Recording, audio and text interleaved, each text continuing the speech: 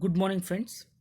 In today's lecture, we are going to derive the relationship for the ratio of belt tension for belt drive.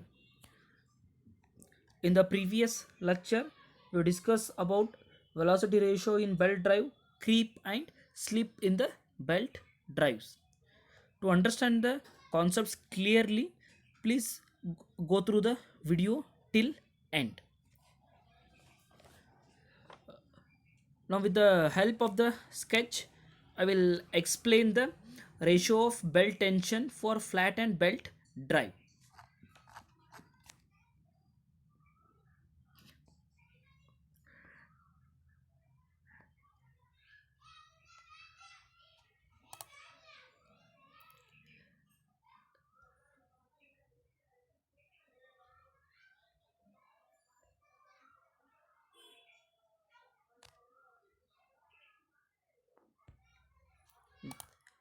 The sketch which you are seeing on the screen, figure A shows the flat belt which is wound around the driven pulley. This is the driven pulley, and to the right of your screen you are seeing figure B, that is the force acting on the belt element PQ. Here we are going to consider this belt element PQ, and we are going to see how many forces are acting on the that PQ element horizontally as well as in vertical direction. For this, first you need to consider the flat belt wound around a driven pulley. Let the driven pulley rotate in clockwise direction. In that, T1 is tension on tight side. You know that always the lower one is nothing but tight side and the top one is a slack side. T1 is tension on the tight side of belt, and T2 is T2 is tension on slack side of the belt, and theta is the arc of contact between the belt and the pulley. It has to be uh, extended till this. There is a mistake in the figure. Now consider a small element PQ. I am going to consider a small element PQ, and after that I will take it for the entire section. I will consider a small element. In that, let delta theta be the angle for the element PQ. For this element PQ, I will take the angle d theta. Now the element PQ is in equilibrium. This element PQ is in equilibrium under the action of following forces. In the figure B, you are seeing some of the forces are acting horizontal axis or in horizontal direction as well as in vertical direction. This element PQ is in equilibrium under the different forces acting. In that, the first one, T, whatever this T is there, it is nothing but slack side tension acting at P, and T plus delta T is nothing but tight side tension acting at point Q. In this, I have taken T plus delta T. Why I have taken this delta T means always the tension in the lower side is more than the upper side. That's why I have added delta T at the bottom.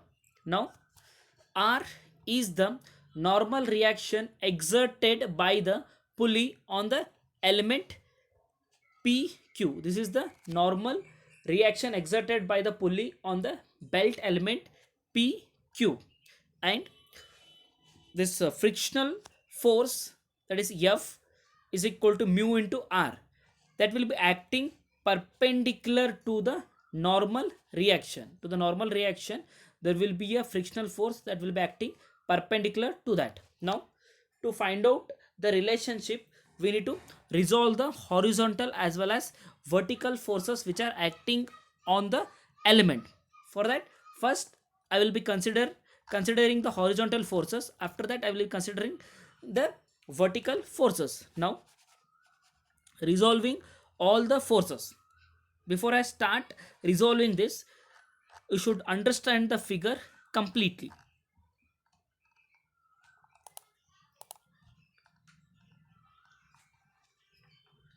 Okay, in this figure you can see that the total angle between this PQ element is delta theta. Okay, I am going to take it half. The angle between this horizontal and the inclined line P, the angle will be delta theta by 2, and here the remaining angle is delta theta by 2. If you add that, you will get the total angle delta theta. Okay, now from point T extend the line. Okay, it will intersect the horizontal. Similarly, from point T, that is from this point, you extend it to the horizontal line.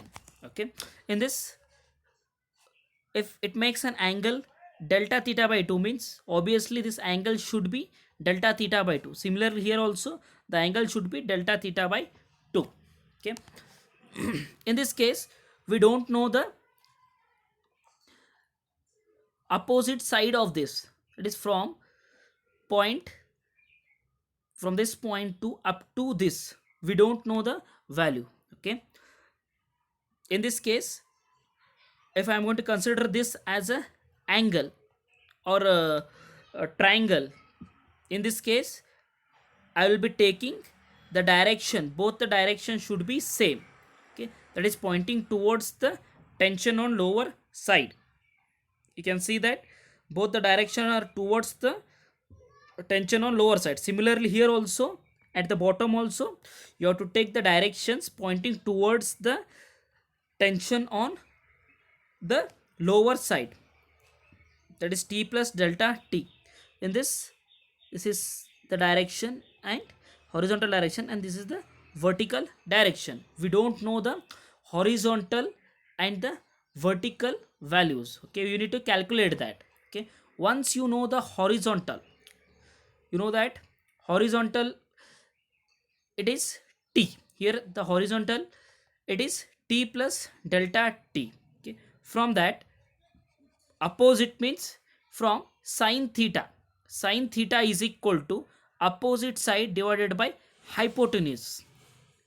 Therefore, we don't know the opposite side. Therefore, opposite side will be T multiplied by sine theta. Angle is delta theta by 2. Once again, I will tell you how I got this, the opposite side as T sine delta theta by 2. Here I have to consider the forces acting in horizontal direction.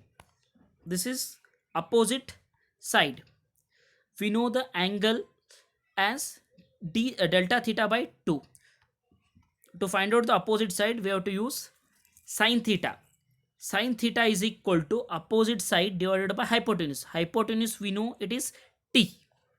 Okay, therefore opposite side will be T multiplied by, take this sine to the left hand side, it will be T multiplied by sine delta theta by 2.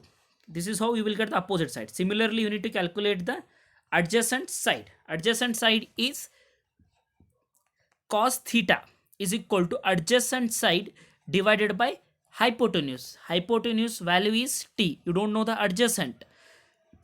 Therefore, adjacent will be equal to T multiplied by cos delta theta by 2. Once again, I will tell you how you will get this adjacent as T into cos delta theta by 2. Cos theta, our angle theta is delta theta by 2. Cos theta is equal to adjacent side divided by hypotenuse. Hypotenuse is T, adjacent we don't know.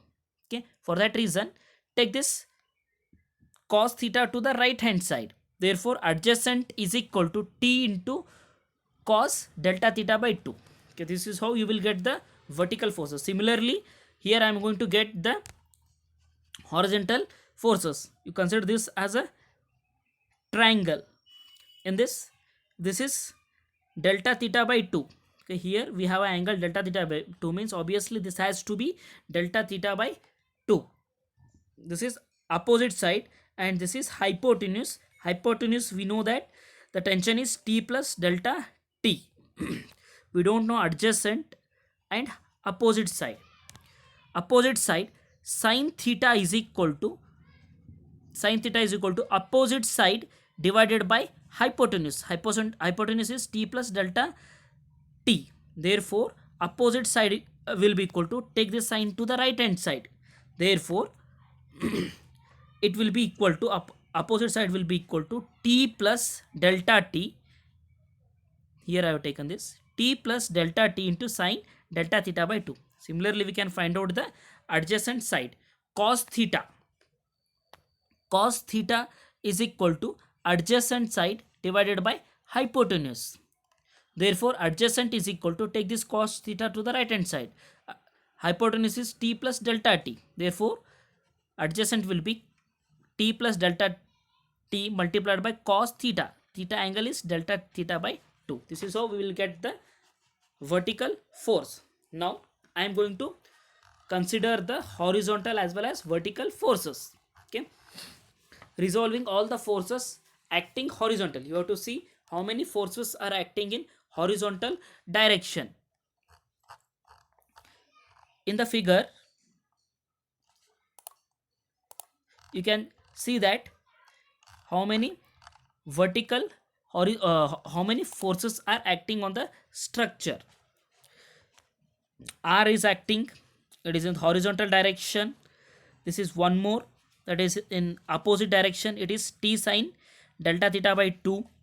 And one more we have from this triangle, it is T plus delta T into sine delta theta by 2. Means we have 1, 2 and 3 horizontal forces.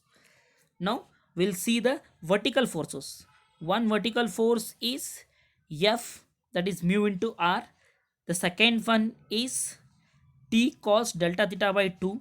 The third one is this one, adjacent, T plus delta T cos delta theta by 2. Means total 6 forces are there. 3 are horizontal and 3 are vertical.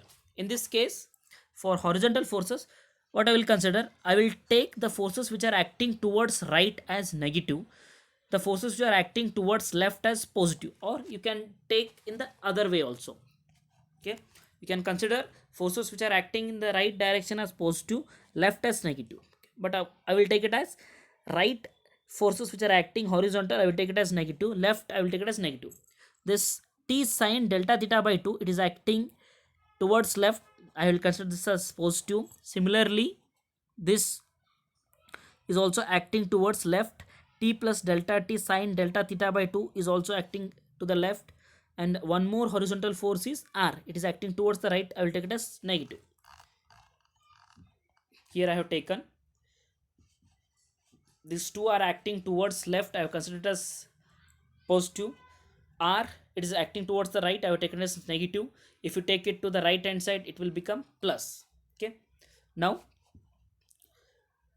multiply this T with the sine theta, that is sine delta theta by 2. Similarly, delta T into sine delta theta by 2 is equal to R. Call this as equation 1. Now, since the angle delta theta by 2 is very small, that's why sine of that angle will be equal to delta theta by 2. Okay, in case if you take any of the value, sine theta will be equal to theta. In this case, our theta is delta theta by 2 for a small angle. Sine delta theta by 2 will be equal to delta theta by 2. Substitute this in the above equation. When I want to substitute that in the above equation, we will get as T into delta theta by 2 plus T into delta theta by 2 plus delta T into delta theta by 2 is equal to R. Okay, this can be written as R is equal to 2 times T into delta theta by 2 plus delta T into delta theta by 2.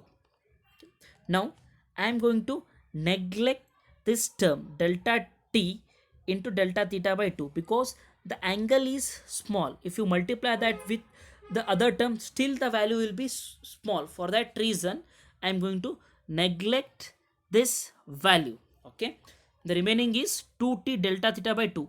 2, 2 will get cancelled. You will get r is equal to t into delta theta. Call this as equation 2. Okay. Now we have considered the horizontal forces. Okay. From that you will get one equation. Call this as equation 2. Now I am going to consider the vertical forces acting on the free body diagram, that is in figure 2. Force acting on the element, belt element PQ. In this, three vertical forces are there. One is F, that is mu into R. Second one is adjacent is T cos delta theta by 2. Third one is T plus delta T cos delta theta by 2. These are the three vertical forces acting. In this case, the forces which are acting upward, I will take it as positive. F is acting upward. Similarly, this is also acting upward. Both I will take it as positive. In this case, this is acting downward. I will take this term as negative. Now I am going to consider the resolving all the forces acting vertical. That is summation of vertical forces is equal to 0. If this structure has to be in equilibrium, means the summation of the vertical forces acting should be equal to 0. Similarly, summation of horizontal forces acting is equal to 0, then only the structure will be in equilibrium. That what condition I have taken. I have taken summation of vertical forces is equal to 0. In this case, this F and this T cos theta is acting upward. I have taken as positive. This term is acting downward. The force is acting downward. That's why I have taken it as negative. If you take it to the right hand side, it will be positive.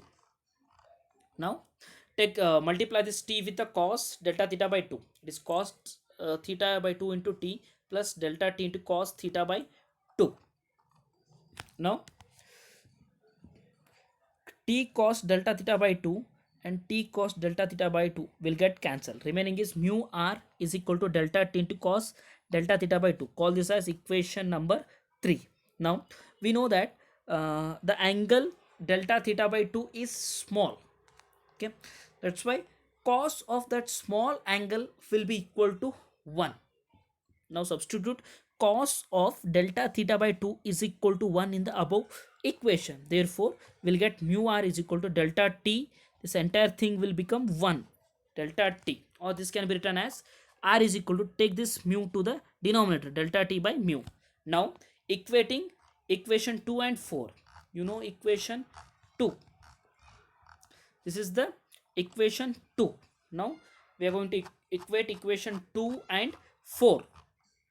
After equating equation 2 and 4, we will get this equation t delta t is equal to delta t by mu, or this can be written as, take this mu to the left hand side and t will come to the denominator. Delta t by t is equal to mu into delta theta.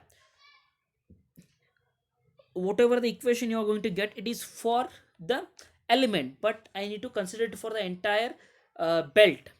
Okay, I need to find out the relationship. For that I need to integrate between the limits. If you see, the limits are between tension in tight side and tension in slack side, and the angle will vary from 0 to theta. You don't know the value of theta.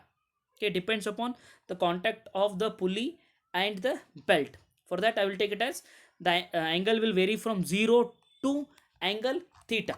You need to integrate this equation between the limits t1 and t2 and from 0 to theta.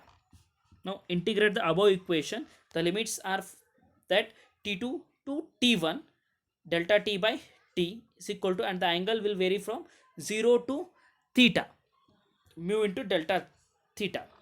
The integration of 1 by t with respect to delta t is log t. Okay, and the limits are t1 to t2, that is upper limit minus lower limit. This will be log t1 minus log t2, can be written as log t1 by t2 is equal to integration of mu is a constant, take it outside, remaining is 1. Integration of 1 with respect to d theta is theta, and the limits are theta to 0. It will be theta minus 0. That term, entire term will become 0. The remaining is mu into theta. this can be rewritten as T1 by T2.